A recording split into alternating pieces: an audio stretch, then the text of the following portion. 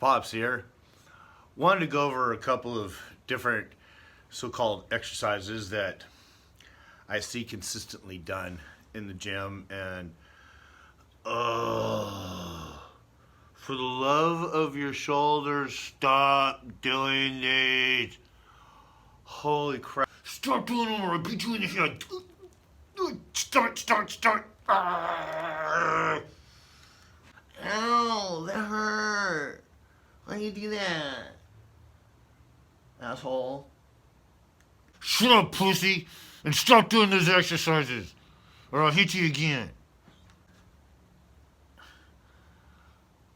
What an asshole. There's so much data out there that talks about these three basic exercises that if you see somebody doing them, you should just go smack them in the back of the fucking head.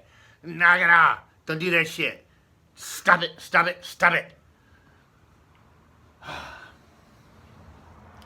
Got the handy dandy walking stick so that we can demonstrate.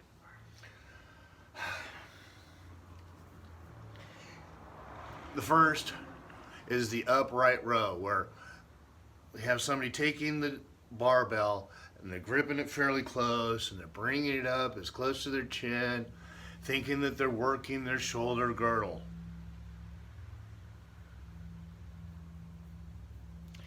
Yeah, you are, but because of the way the shoulder is designed, created, however you want to put it,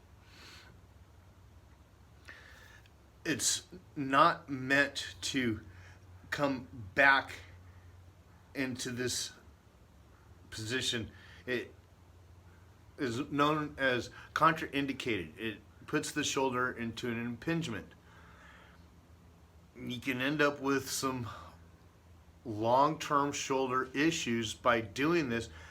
You may not even feel it right away. This may be something that you won't notice for years down the road.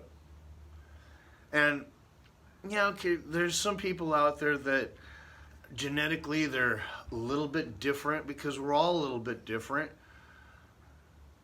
So yeah, maybe there's a few people that they can get away with it and it's not going to hurt them much compared to the majority of everybody else. So that being said, stop doing that one.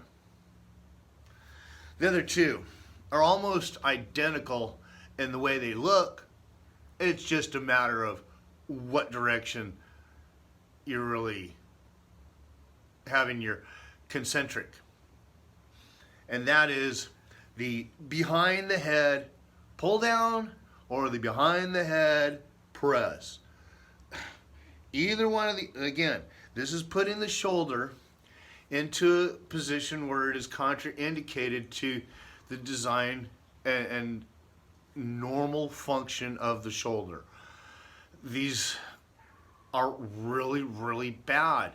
They put the shoulder in impingement. You run the risk of long-term issues. You could end up with rotator cuff tears if you start to try to go too heavy. And too heavy, again, is going to be an individual thing. You know, like I said, there's some guys that they can get away with it. I know some people that could behind the head overhead press 225, 250 and not have any problems.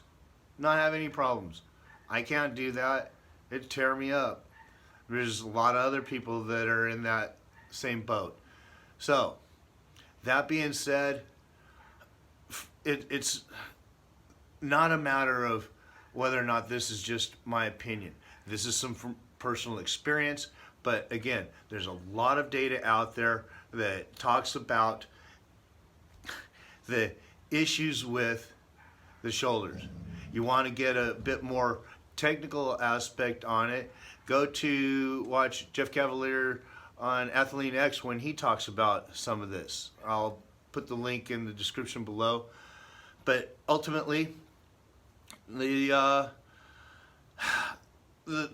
basis is these are not good in the long run. You shouldn't do them. There's the amount of gains to be got from them are minimal, if any difference at all. If. So you're running the risk of huge issues down the road for the potential of a little bit more gain. When it comes to your lats, there's so many different exercises that'll make your lats thick and huge, and I know because I've got thick, huge lats, and I don't do behind the neck pull downs. As far as the shoulders, I've got thick, huge shoulders, and I don't do any behind the head overhead press. Do a lot of overhead press? Oh, hell yes. And in fact, about as close as we will get to that, and I'll demonstrate here again with the walking stick. When I do an overhead press, and particularly if I'm doing it out of the rack, in the squat rack, I'll get the hands just about shoulder width apart. This is your natural position for wanting to press. As I press up, as you can see, my arms are actually just a little bit angled out, so I get plenty of shoulder movement right here. Lots of shoulder engagement. As I go up, literally once the bar is past the head, push your head through. Now this will help engage the side delts.